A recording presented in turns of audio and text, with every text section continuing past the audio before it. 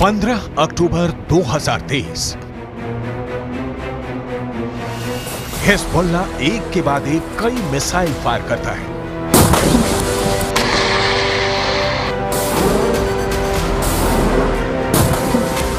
पहला हमला, टावर उड़ गया। दूसरा हमला, रेडार तबाह हो गया।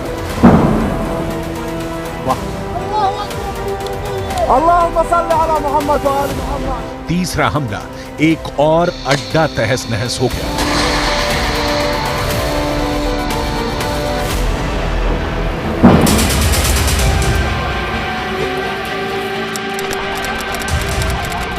ये जगह है लेबनान और इजराइल के बॉर्डर पर शीबा फार्म्स का इलाका। दुनिया के सबसे खतरनाक बॉर्डर्स में से एक।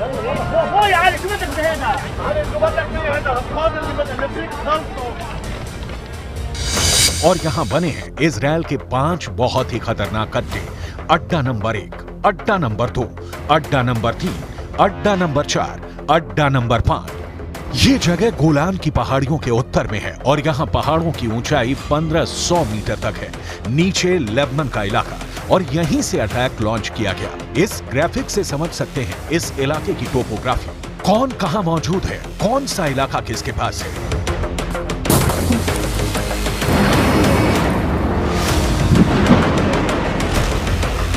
अब यहां क्या हुआ, बहुत गौर से देखिएगा।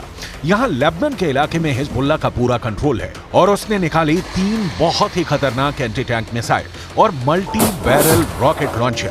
ये मिसाइल ईरान से सप्लाई की जाती रही है और ऐसी मिसाइलों का हिजबुल्लाह के पास बहुत बड़ा जखीरा है।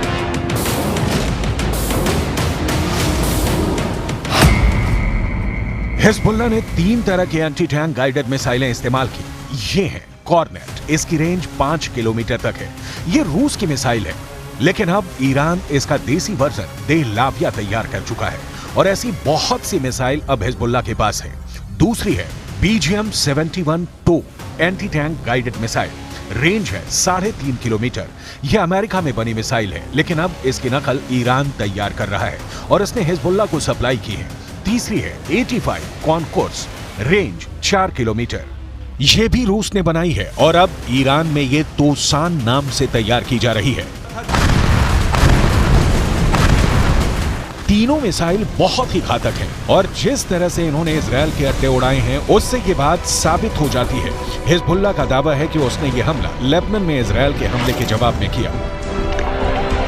इजराइल के हमले में एक पत्रकार की मौत हुई है, जबकि कई घायल हुए हैं। इस वीडियो में देखा जा सकता है कि कुछ पत्रकार घायल हालत में हैं और पास ही एक गाड़ी जल रही है। इजराइल पर इस हमले का आरोप लगा है।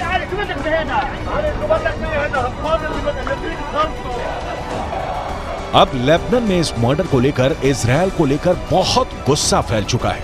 इजराइल के खिलाफ बेरूत में लगातार प्रदर्शन हो रहे हैं।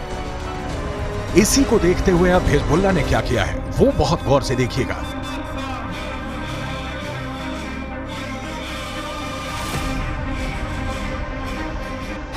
सबसे पहले इजराइल का अड्डा नंबर 1 शतुला इलाके में बने इस अड्डे पर हिजबुल्लाह ने किया पहला हमला। हिजबुल्लाह ने कॉर्नेट मिसाइल से अटैक किया, जो सीधा जाकर इजराइल का एक टावर उड़ा देती है। हिजबुल्लाह की ये रेंज देखकर इजराइल के कैंप में खलबली सी मच गई, क्योंकि निशाना भी बिल्कुल सटीक लगा और टावर पूरी तरह से तबाह हो गया। इसके बाद टारगेट बना इजराइल का अड्डा नंबर 2। ये भी शतुला इलाके में है और यहाँ हिजबुल्लाह ने किया दूसरा हमला। इस बार हिजबुल्लाह ने BGM-71 टो एंटी टैंक गाइडेड मिसाइल का इस्तेमाल किया। अमेरिका में बनी यह मिसाइल इतनी सटीक है कि इसने ठीक रेडार स्टेशन को तबाह किया। ऐसा निशाना देखकर कोई भी दुश्मन डर जाएगा। इसके बाद टारगेट बना इजराइल का अड्डा नंबर 3। यह भी शतुला इलाके के करीब है और यहां हिजबुल्लाह ने किया तीसरा हमला। इस बार हिजबुल्लाह ने concourse anti tank guided missile fire की। रूस की ये वायर गाइडेड मिसाइल भी इजराइल के एक ठिकाने को खत्म कर देती है। इसके बाद चौथे और 5वें अड्डे पर भी हिजबुल्लाह अपनी बाकी मिसाइलों और मल्टी बैरल रॉकेट लॉन्चर से हमला करता है और उनका भी वही हश्र होता है जो बाकी अड्डों का हुआ है। हिजबुल्लाह का दावा है कि इन हमलों में इजराइल को भारी नुकसान हुआ है और उसके कई सैनिक भी मारे गए हैं। צה"ל הגיב בירי והשמיד עמדות חיזבאללה ואת מקור האש. כמו כן, בוצע ירי למוצב צבאי, אין נפגעים, גם שם צה"ל הגיב באש לעבר מקורות הירי. समझ लीजिए कि इस वक्त इजरायल और लेबनान के बॉर्डर पर आग लगी हुई है और ये सब कब युद्ध को 10 गुना भड़का सकते हैं, इसके बारे में दुनिया में सिर्फ 4 लोग जानते हैं। पहले हैं इजरायल के प्रधानमंत्री बेंयामिन नेतन्याहू, दूसरे हैं ईरान के राष्ट्रपति इब्राहिम रईसी, तीसरे हैं अमेरिका के राष्ट्रपति जो बाइडेन और चौथे हैं यूरोप से लेकर अमेरिका तक सबको हिला देने वाले रूस के राष्ट्रपति व्लादिमीर पुतिन। लेकिन इस वक्त सबसे ज्यादा एक्टिव ईरान है। ईरान के विदेश मंत्री हुसैन अमीर अब्दुल्लाहिया ने कहा है कि अगर इजरायल ने गाजा पर बमबारी नहीं रोकी तो हिजबुल्लाह ने ऐसी तैयारी की हुई है कि इजरायल में जलजला आ जाएगा। در اسرائیل علیه شهروندان و غیر نظامیان در غزه فوراً متوقف شود.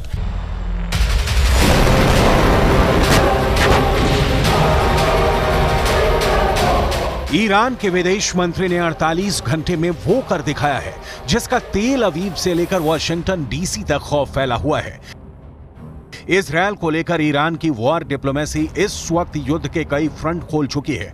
सऊदी अरब के क्राउन प्रिंस मोहम्मद बिन सलमान से ईरान के राष्ट्रपति इब्राहिम रईसी की बातचीत के बाद 48 घंटे में ईरान के विदेश मंत्री ने इराक का दौरा किया, वहां के राष्ट्रपति से मिले। ईरान के विदेश मंत्री ने सीरिया जाकर वहां के राष्ट्रपति से मुलाकात की। हुसैन अमीर अब्दुल्लाहिया फिर लेबनान गए और हिजबुल्लाह की लीडरशिप से मिले। इसके बाद वो कतर आए और वहां के विदेश मंत्री से मीटिंग करने के बाद हमास की लीडरशिप यानी इस्माइल हानिया से मुलाकात की। सवाल है कि क्या 48 घंटे के अंदर ईरान और इजरायल के बीच बड़े युद्ध की तैयारी हो चुकी है?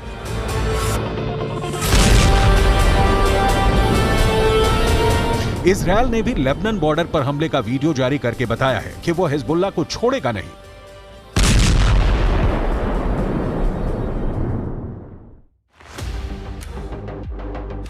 लेकिन अपनी ताकत दिखाने के लिए हिजबुल्लाह ने अपने वीडियो वायरल करने शुरू कर दिए हैं। हिजबुल्लाह के इस वीडियो में बताया जा रहा है कि वो इजरायल पर हमले के लिए तैयार है।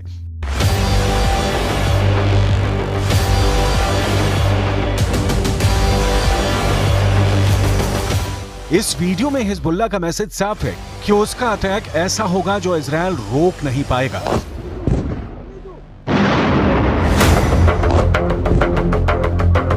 इस वीडियो में हिजबुल्लाह का मिलिशिया कमांडो ऑपरेशन की तरफ इशारा कर रहा है। इस वीडियो में हिजबुल्लाह बता रहा है कि उसके कमांडो मोटरसाइकिल पर आएंगे और इजरायल की सेना भागती हुई नजर आएगी। हिजबुल्लाह ने बहुत साफ शब्दों में कह दिया है कि वो इजरायल पर हमला कर देगा।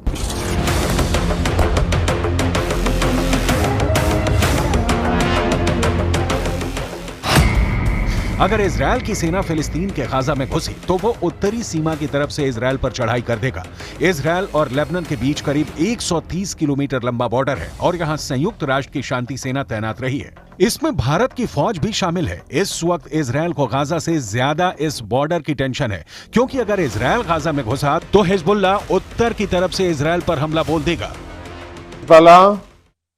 Fighters fired an anti-tank missile towards Israeli troops. There was a short battle and the situation eventually calmed down. Afterwards, Hezbollah sent drones into Israel and also fired surface-to-air missiles against an Israeli aircraft. All of those two attempts were successfully intercepted by the IDF, but the situation on the northern border remains very tense, and we are monitoring the activities of Hezbollah very closely with additional enhanced capabilities in the north, prepared for any eventuality that may happen. दक्षिण Lebanon और उत्तरी Israel के बीच जो border है वहां तनाव बहुत ज्यादा है। यहां अफरा तफरी के बीच खामोशी है जो तूफान से पहले देखी जाती है। इसलिए यहां के लोगों को भी पता है कि बहुत जल्दी युद्ध का एपिसेंटर गाजा से निकलकर लेबनान तक पहुंच सकता है। यहां तैनात संयुक्त राष्ट्र की सेनाएं भी अलर्ट मोड पर हैं। लगातार पेट्रोलिंग हो रही है। इजरायल की सेना ने अपना गोला बारूद तैयार रखा हुआ है। तोपों से जो गोले फायर किए जाएंगे वो पहले से ही रेडी मोड पर रखे गए हैं। इजरायल की रिजर्व फोर्स भी आसपास के इलाकों में तैनात की जा रही है। ये हमवी गाड़ियां हैं जो लगातार यहां तक फौज पहुंचाने में लगी हुई हैं। 2006 के बाद इस बॉर्डर पर इससे ज्यादा तनाव नहीं देखा गया और अब हिजबुल्लाह की वार्निंग के बाद सबकी नजर ईरान पर भी है और उसके एक दोस्त सीरिया पर भी है।